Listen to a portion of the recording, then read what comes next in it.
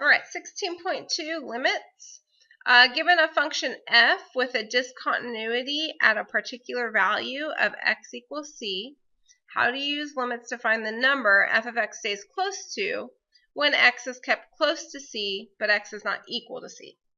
All right, so what is that question even saying? So I'm going to use this little example here to help you understand. So you can see that at x equals 2, we have a discontinuity, right? There's a hole here. Okay, and that's because if I were to set this denominator, equal to 0, if x is 2, we get an undefined function, right? So you can't have a 0 in your denominator. Okay, so when x equals 2, this thing's undefined, gives us this discontinuity. So what this is saying is if I'm heading towards c, so if I'm approaching this x value, or we'll call this x value c,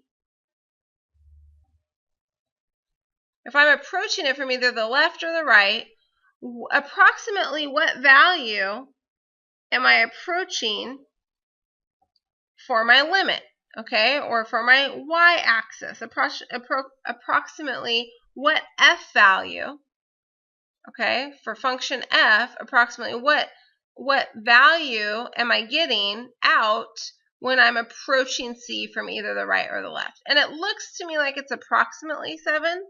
And there's a couple of ways that we can figure it out. And one of them is to actually use the calculator.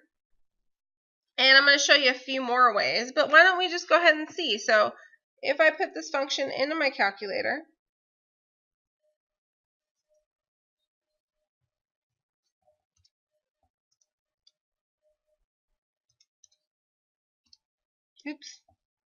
oh, of course, let's try that one more time.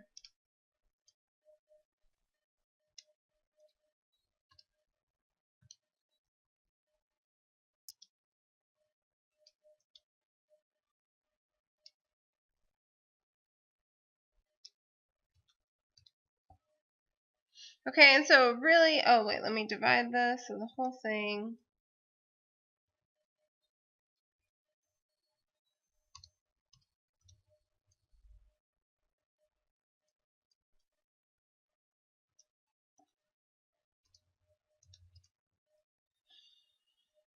And I really care about 2, right? So I don't even have to graph this. Like, I already know what the graph looks like. So this is where I'm going to use my table of values. And I'm going to start at 2. And this is going to be kind of, I'm going to start at 2.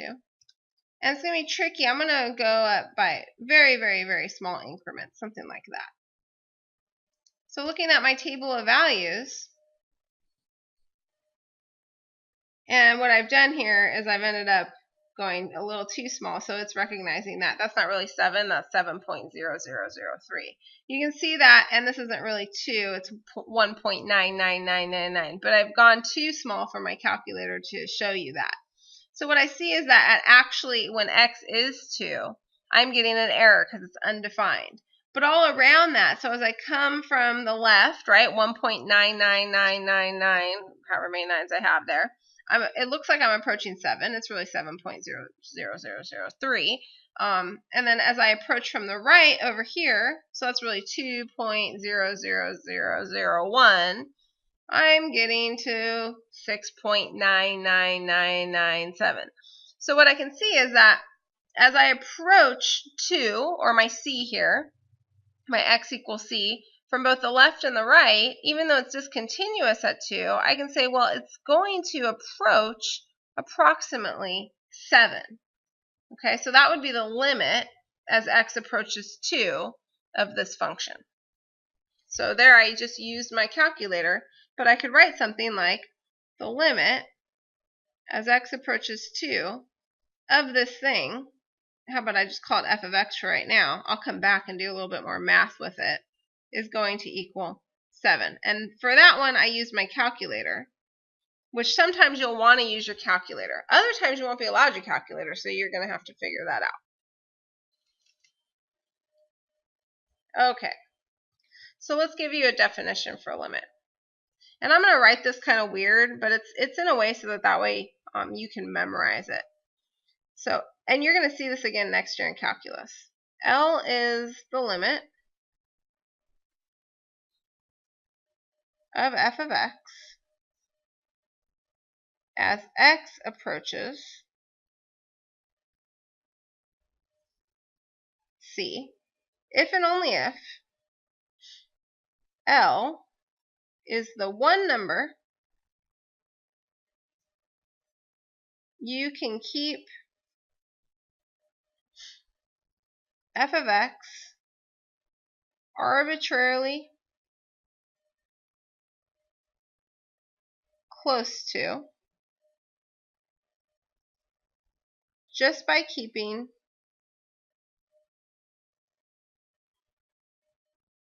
x close enough to c on both sides. This becomes very important in defining limits. On both sides, but not equal to c.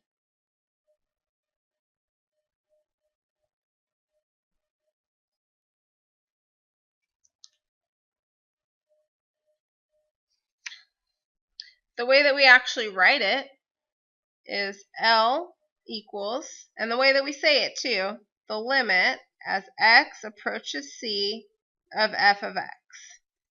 Okay, so that's really important. So once again, L equals the limit as x approaches c of f of x. So maybe if that's hard for you to remember, you're going to want to write it down. L equals the limit as x approaches c of f of x. Okay, and so graphically, what does this mean?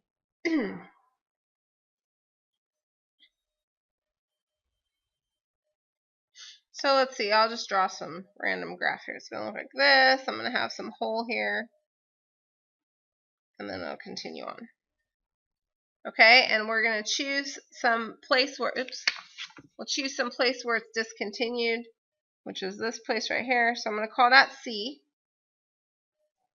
Okay, that's where x equals c. And then this discontinuity can be drawn off to the y-axis and has some output. We'll call that L, because that's actually the limit that we're looking for. And what we're saying is that if we pick some interval around L, so let's say from here down to, oh, I didn't do a good job with that. Make it a little smaller. It's got to actually touch it. Down to here. Then I can see that there are two corresponding x values. So if I pick some interval, pick any interval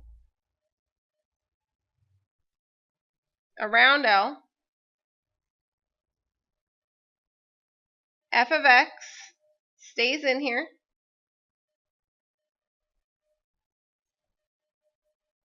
If x is kept in this interval.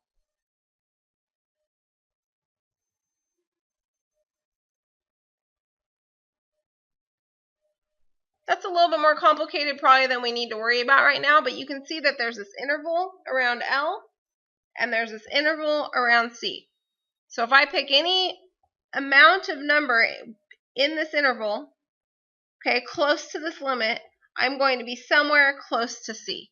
And maybe my drawing is not so close to C, but there's a better drawing in the book.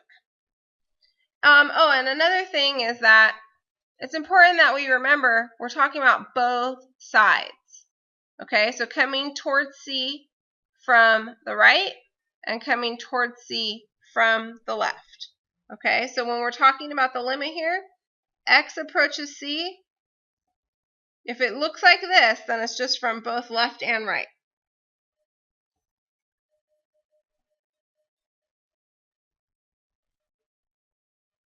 There will be times when you just take one-sided limits, but for right now, the definition of limit for us is on both sides. Okay, so x approaches C from both the left and the right. That's what this notation right here means.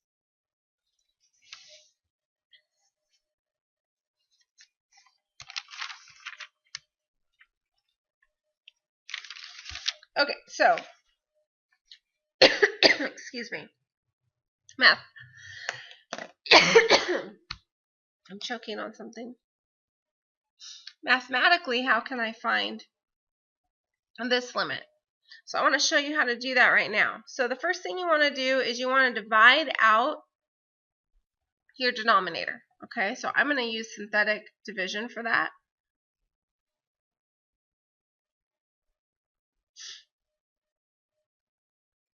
Oh, I guess I don't need the plus, but whatever.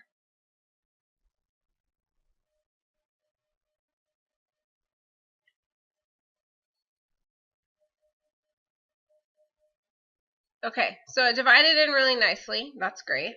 And so really what I'm left with here then is the limit as x approaches c of f of x. Okay, and I've just divided out is really going to be the limit as x approaches, I shouldn't put c, I should put 2, of f of x is equal to the limit as x approaches 2 of what I have left here, because I've divided out my x minus 2 factor.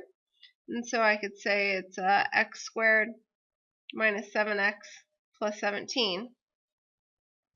And one very easy way to find this is to actually just sit there and plug in what x is approaching. And I think on this one it'll work. So it's 2 squared minus 7 times 2 plus 17.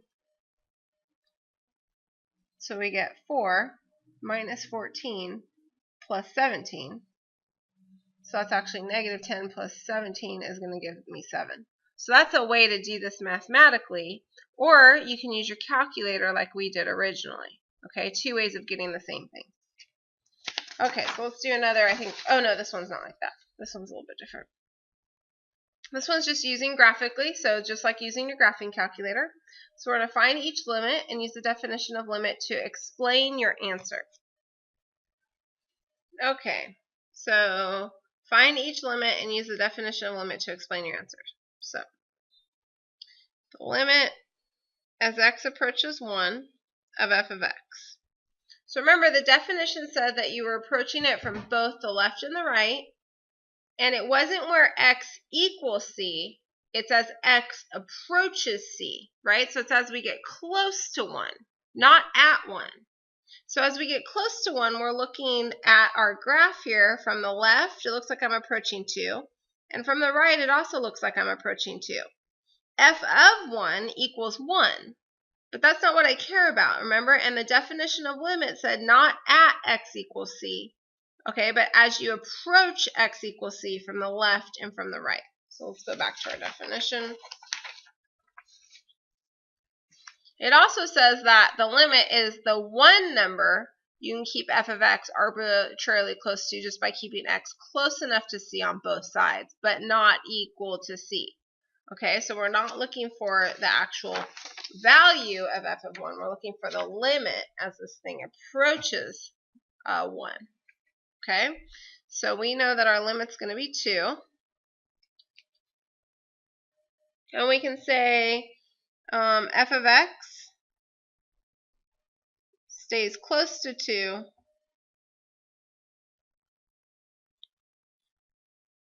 if x is close to 1, but not equal to 1. Okay? We don't care that f of 1 actually equals 1. We were asked for the limit. Second one, the limit as x approaches 2 of f of x. So as we approach 2, now this is a bit tricky. Again, I said as we approach from the left and from the right. Are we approaching one number?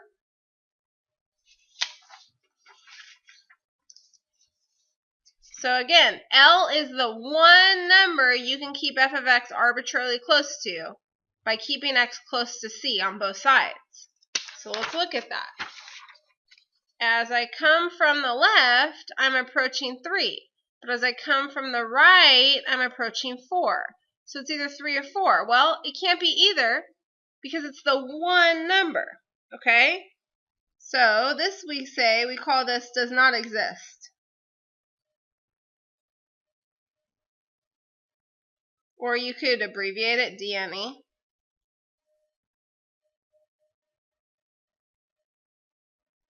Okay, so we could say as we approach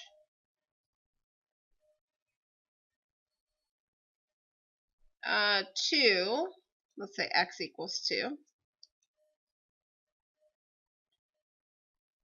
from the left and right,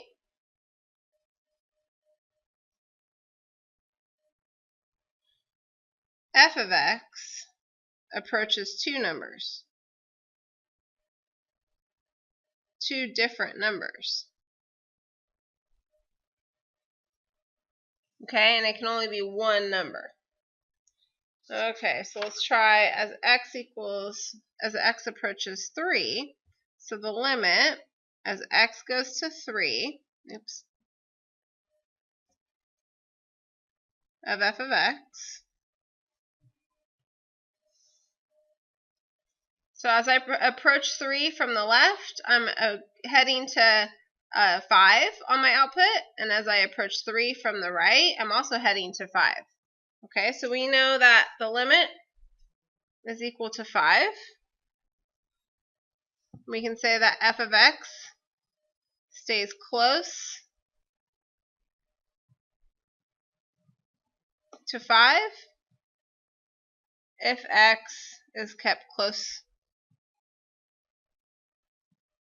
to 3, but not equal to 3. Let's just put a not equal to.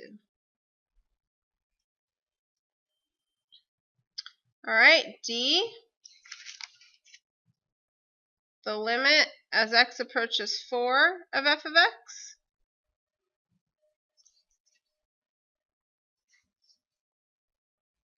So again, as we approach 4 from the left, we're headed to 3, and from the right, we're also headed to 3. So same kind of reasoning.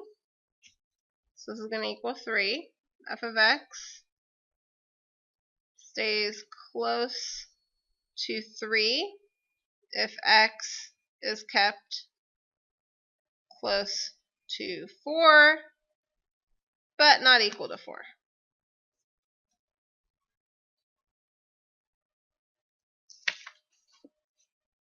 And E, what happens as we approach 5? Okay, so the limit as x approaches 5 of f of x. Well, as I approach from the left, looks like I'm heading straight up, and as I approach from 6, I'm also headed straight up. So that means that there's a vertical asymptote here at 5. And there's two ways that you can answer this. You can say that it does not exist, which I think this book is going to say it doesn't exist, or you can say infinity. Okay, infinity is not really a number though, so it's hard to make an argument that the limit equals infinity. It's going on up and up and up forever, but again, infinity is not truly a number. So we can say something that the limit as x heads to 5 of f of x does not exist. I'll just put that. So we can say because there's a vertical asymptote,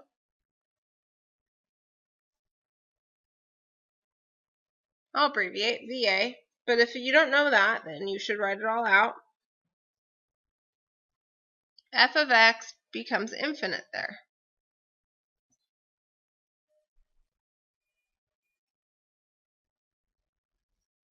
So there is no number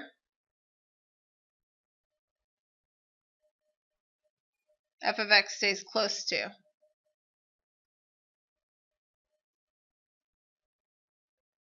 if x is kept close to 5.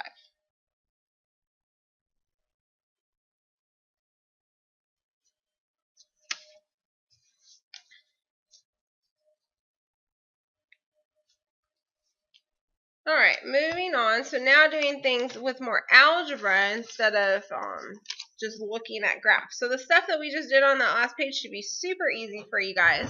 I hope visually you're just looking at it and you're saying, okay, is there a limit or not? All right, example 2. So we have the graph of this rational function. We're going to simplify the fraction in the equation for f of x by substituting 3 into the simplified equation. and then find the limit f of x. Does the result agree with the graph?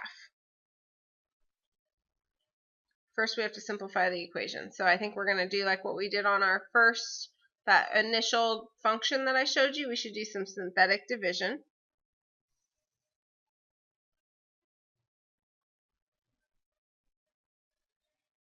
I have to divide out that x minus 3. Otherwise, if I plug 3 into this, it's going to just give me an undefined.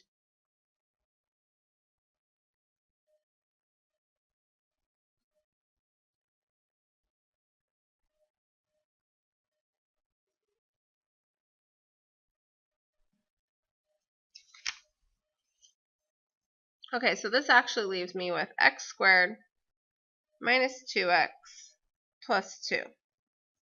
Okay, or I can say this, f of x equals this, where x does not equal 3. It's important to write that. And then I can say that, so now I'm just going to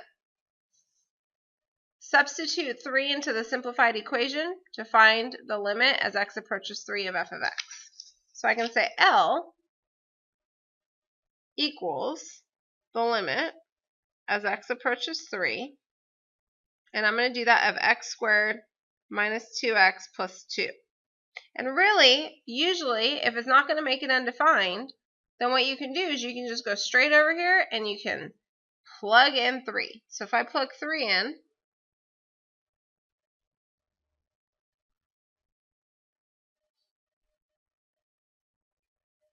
I'm going to end up with 5. So that's my limit right there. Notice that I write it in limit notation until I actually plug something in. Okay, B is going to get a little bit more tricky. So in what interval must x be kept in order for f of x to stay within 0.1 unit of the limit?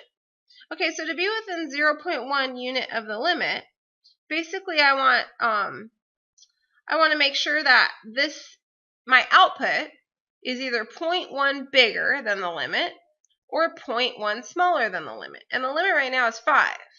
So I'm going to take this function and I'm going to set it equal to 5.1, or I'm going to set it equal to 4.9. So I care where f of x is either going to be 5.1 or f of x is going to be 4.9. Okay, so I'm just going to take the simplified version of my function and I'm going to set up two equations.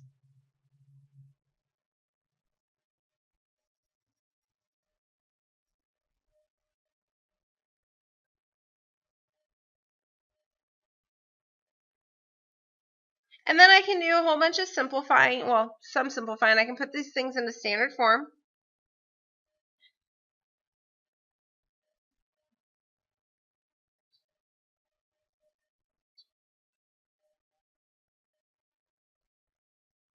And then I can actually use the quadratic formula to find my answers. And these answers have to make sense, right? So they have to be close to 3. So you're going to end up with 2 answers here. You get, here I'll give you both of them, but I would encourage you to use the quadratic formula. I do not encourage you to just sit here and copy down my answers. Right now, go back, use the quadratic formula. You'll see that you get 2 specific answers.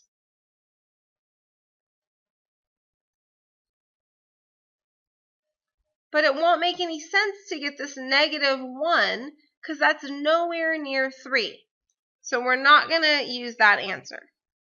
On this side, you'll get x equals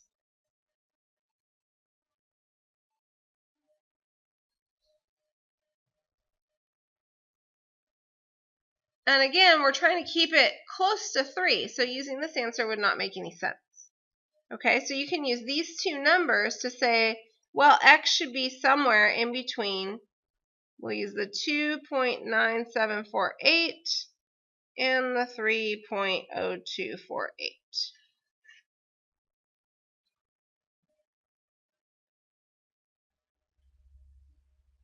Okay, moving on to C. We're going to choose a value of x in the interval in part B, and show that f of x really is within 0.1 unit of the limit for this value of x. So within this interval, I could use, how about 3.01? Okay. If I do f of 3.01, just plugging it back into my equation, and that's going to give me 5.0401, which is within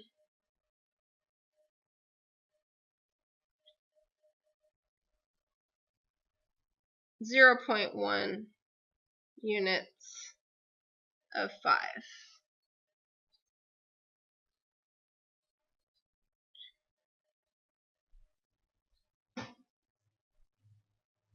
Okay, and then the last one.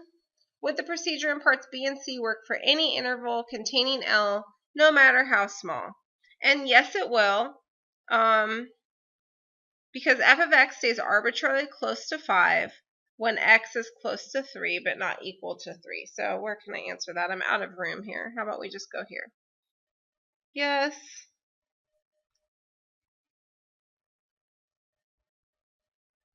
F of x stays arbitrarily close to 5 when x is close or is kept close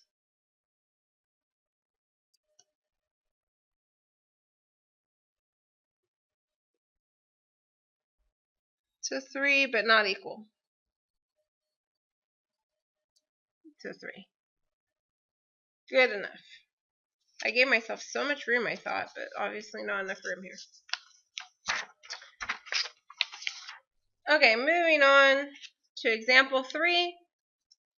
You have the graph of the rational function. The first thing we're going to do is write the fraction in the equation for g of x in mixed number form. Okay, so write the fraction, I think it should be of the equation, for g of x in mixed number form. I should have enough room to do this, but maybe, why don't I do a up here, just to make sure. So you notice here you've got some asymptotes, right? You've got that vertical asymptote at x equals 3, but you've also got this parabola-looking asymptote, or like we call them slant asymptotes or curved asymptotes. And so that comes from when we divide x minus 3 into this. Okay, so we end up with, let's see, we're going to do 3 into 1, negative 5, 8, negative 5.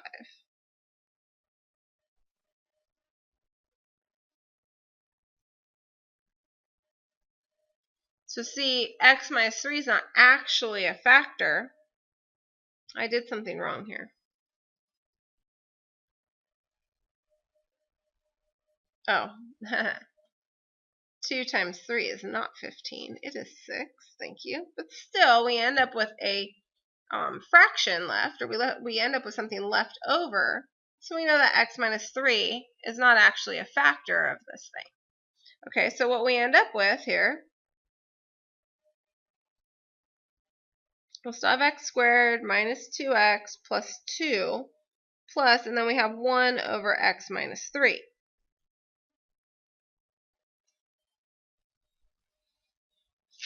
Okay. So how does the remainder fraction in the mixed number form of g of x reveal that there is a vertical asymptote at x equals 3 and thus no value of the limit as x approaches 3 of g of x? So I'm going to answer B down here. Well, we know that as x approaches 3, this piece right here, as x gets closer and closer and closer to 3. So let's say, for example, okay, I've decided to use my calculator because I was rambling and nobody would probably even know what I was talking about. So let's just pretend I'm approaching 3. Let's say I'm starting at 4. Okay, so I plug in 4 into this equation, and I end up with 1. Okay, and then I put 3.9. It's getting bigger, right? 3.8, it's getting bigger. 3.7, it's getting bigger, right? Because I'm taking 1 and dividing it by a smaller number. Look, at 3.1, it's up to 10. Well, and imagine if this was like, if I was going by hundreds of thousands. Okay, this number is just going to keep getting bigger and bigger and bigger. So really, this thing ends up going to infinity. So that's why we end up with this vertical asymptote.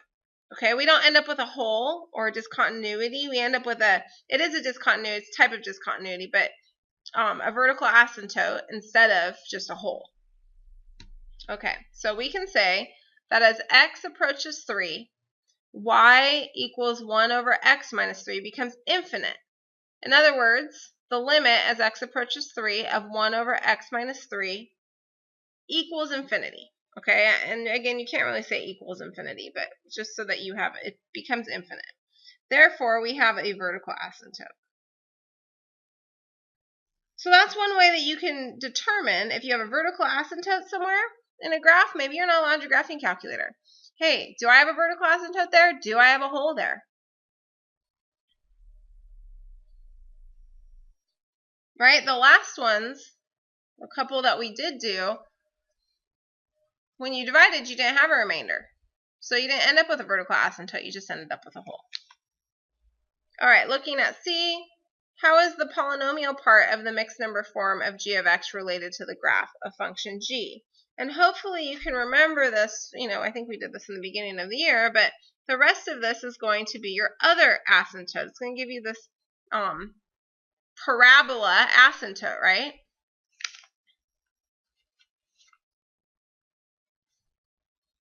So the x squared minus 2x plus 2 is the polynomial part and is the curved asymptote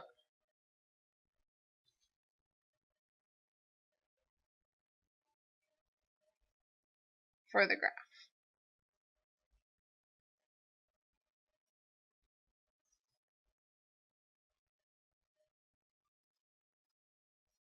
And so graphically, if you were looking at this, you might ask yourself, hey, what's the limit as x approaches 3? Just looking at the graph, you should say to yourself, all right, well, at x equals 3, we have this vertical asymptote, so there's not going to be a limit as x approaches 3 because from the left, I'm going one direction, and from the right, I'm going another direction, right? So this one's going to like negative infinity, this one's going to positive infinity, so there's no limit. The limit does not exist at x equals 3.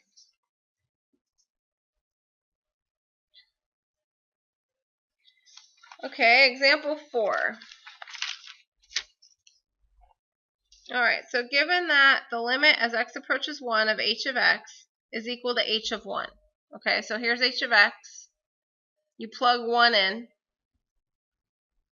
right, and you get 2. So notice no discontinuity. Find an interval of x values for which h of x stays within 0.1 unit of h of 1 when x is kept in this interval, but x is not equal to 1. Illustrate your answer on a copy, or this will be our copy, of figure 16.2f. Choose a value of x in this interval and demonstrate numerically that this value of x gives a value of h of x that is really within 0. So this is very, very much like this example, okay, where we picked a number within 0.1 unit of f of x, and then later on we showed that we could pick some number x, plug it in, and it'll keep us close to the limit. So that's exactly what we're going to do here. Very similar, just way more wordy, not as like full of steps. So at 1, h of x is 2. So keeping it within 0.1 unit, I either want 2.1 or 1.9. So I'm going to let h of x equal 2.1 or 1.9. Okay, and then I'm going to set up those two different equations. So 2 to the x equals 2.1, or 2 to the x equals 1.9.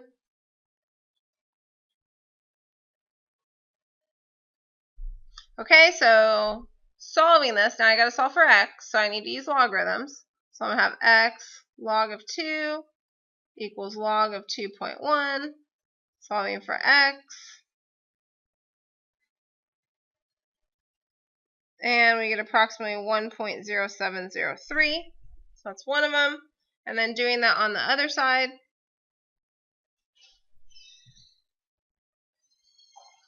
Solving, we end up with x equals log of 1.9 divided by log of 2, which gives us approximately 0.9259. Okay, and so we should keep x in between 0.9259 or 1.0703. Okay, that'll keep it within 0.1 unit of 2. So let's choose some x now for the second part of this. Let's choose some x that's in between these. So how about I let x be 1.04? Okay, so if I let x equal 1.04, let's just prove that we actually are within 0.1 units of 2. So plugging that in, you get 2 to the 1.04, which is 2.0562. And obviously this is within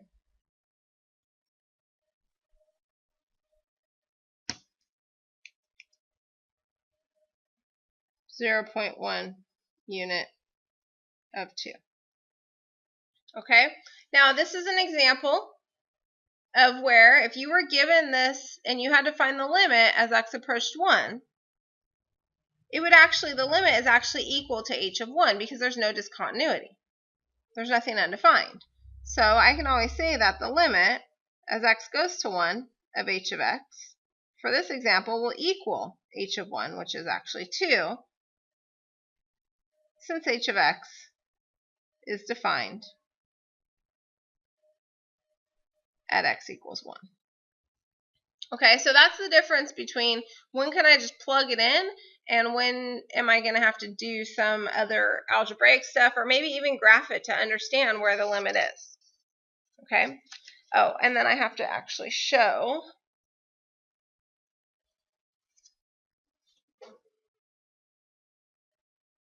I was supposed to illustrate your answer on a copy of 16.2, so I kind of missed this.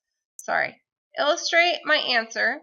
So illustrate this answer right here, okay, on a copy. So we're just going to go ahead and use this copy right here. So I know that I can choose any number within 0.1, and I'm just going to be kind of messy about it, but this is 1.9. This is 2.1, right? And now those numbers correspond with different x values.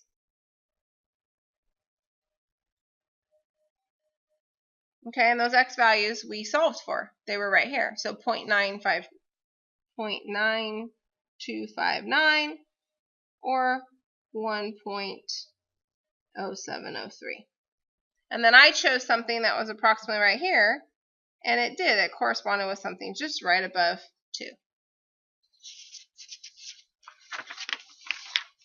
Okay, some more limit vocabulary that you might be exposed to. You might see something like the limit as x approaches c plus of f of x. So this means limit as x approaches c from the right. So that would be a one-sided limit. You might also see the limit as x approaches c minus of f of x. Okay, so when you see that, that's the limit as x approaches c from the left. Okay, so those are one-sided limits. Sometimes you'll just want to know from one side. There's also infinite limits. So you might see something like the limit as x goes to infinity of f of x. Okay, well, let me just give you an example. Maybe I'm going to do two of these because we can also do the limit as x approaches negative infinity of f of x. So let me actually just draw a graph here.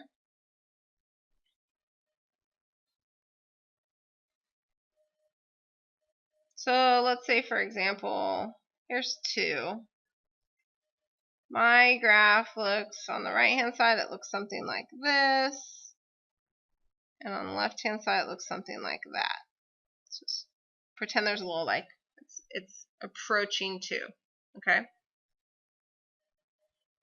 So it's asking, as x gets really, really large, the limit as x approaches infinity. That just means as x gets really, really large. So I can see here that this graph appears like it's hitting, or it wants to hit the x-axis, or it's getting really, really, really, really, really close to 0. Okay, so here our limit would be 0. Again, this is a bad graph. I should have printed one off. I'm sorry. And then this one is saying that the limit as x gets really, really small. So as I head to negative infinity, this appears to be approaching 2. Okay, so those are just infinite limits. All right, so I found a few more problems for us to work out. I'm not going to do every single one of these, but I'll do a few of them. And then maybe you can do some of them for your homework. And some of these, you're just going to need a calculator for. You can't always find the limit algebraically, but I'll try and give you some tricks. All right, so the first one here, the limit as x approaches negative 1. Well, notice if I put negative 1 in there, it's not undefined. Okay, I can plug negative 1 in, and I can actually get a number that's not undefined. So that's exactly what I'm going to do. So I'm going to basically say, well, this is going to be the limit as x approaches. Actually, I'm not even going to do that. I don't have to, because I'm just going to start plugging numbers in. So I'm not even going to use limit notation anymore. You want to use limit notation if you're like simplifying still, and I'll give you some examples of that. But here I can just actually plug negative 1 in, because I'm just going to evaluate it. Okay, so that's going to be 1 plus 1 over negative 2. Or in other words, 2 over negative 2, which is negative 1. That would be my limit. Okay. Why don't we let me skip down to number 6. I'll let you do number 5. So why don't you do this one after I do number 6? I'll do a more complicated one. So again, I plug negative 3 in. Oh, that's a problem, right? This is going to be undefined. Can I simplify? So yeah, you can always use synthetic division if it's complicated, but something like this, I can factor this. This is super easy. So this is really x plus 3 and x plus 3. Sorry, there's loud teachers in the hallway. Over x plus 3, which these now reduce. Oh, and I'm concentrating on the teachers. We should have limit notation being used. So this is really going to be the limit as x approaches 3 of this stuff that I'm simplifying, which is now going to be, now at this point I can just, because I've simplified, if I plug negative 3 in, I'm not going to get an undefined number. So I can plug negative 3 in, plus 3, and I get 0. Okay, so that's going to be the limit here. And if you were to graph this, also in your graphing calculator, you can definitely see that as you approach negative 3, this thing will be heading towards 0. And I encourage you to do that. Okay, let's see, what other one do I want to do? Maybe I'll leave some factoring for you guys to do, maybe for some practicing. Let's do, yeah, so I'll have you guys do 7 and 8.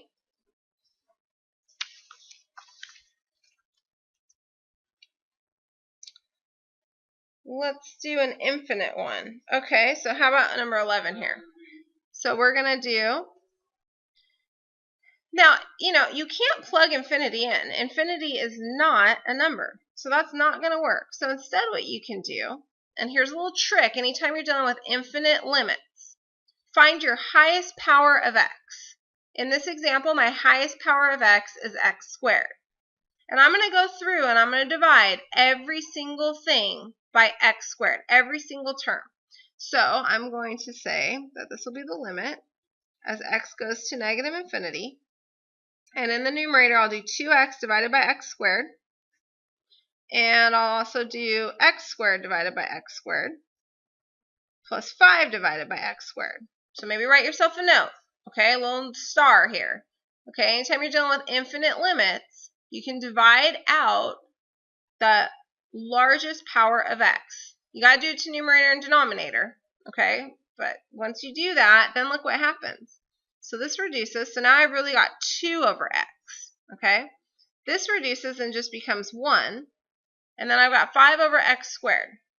Well, this takes us back to what happens when you have a constant divided by, x, for example, a variable. As you're saying, x is going to some really, really large number or really, really small number. Well, as that's happening, this whole thing here ends up going to 0. So by definition, it's really important that you understand that the limit as x goes to infinity or negative infinity of, like, for example, 1 over x, that's equal to 0. Just like I showed you. Where did I show it to you?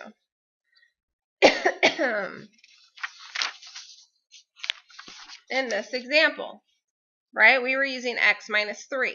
Okay, same thing.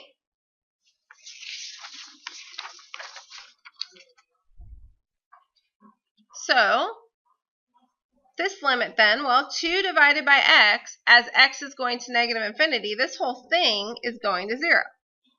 This is going to 1, that's great. This whole thing, 5 over x squared, again, as I square infinity, it's just getting larger and larger and larger. So this thing's also going to 0. Okay, so I'm going to really end up with 0 over 1 plus 0, which is 0. Okay, let's do one more. So let's do 13. So I'll have you guys... There's really no good... Oh, let's do 2 more. All right, so we're going to do 13. 12 would be a calculator one for sure. And that's what I would probably have you guys use as a calculator. That would be a good one for you to try.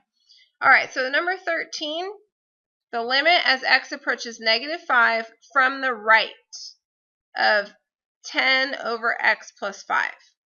Okay, so there's really no way. If I put a negative 5 here, I'm going to end up undefined. So really the only thing that I can do is use my graphing calculator.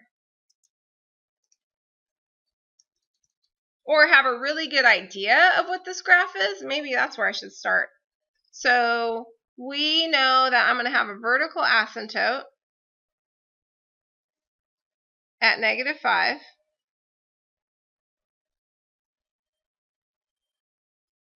And a horizontal asymptote right about here. Okay, so that's on the actual x-axis because there was no plus k here, so it didn't shift it up at all. Okay, so at negative 5 I have a vertical asymptote, and then I've got a horizontal asymptote. Okay, and then I believe, if I'm correct on this, if I plugged in, for example, 0, I would get 2. So I think our graph is going to look something like this and something like this. So that's my guess. So as I approach negative 5, from the right, this thing appears to be going to positive infinity. Okay, so this is going to have, it's going to head to infinity. So let me just double check that by plugging this into my calculator and making sure that we agree.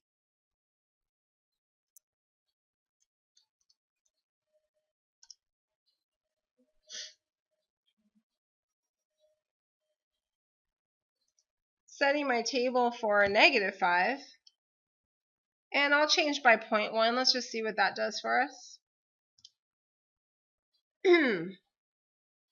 So I can see that as I approach from the right, see how originally at like negative 4 I was at 10,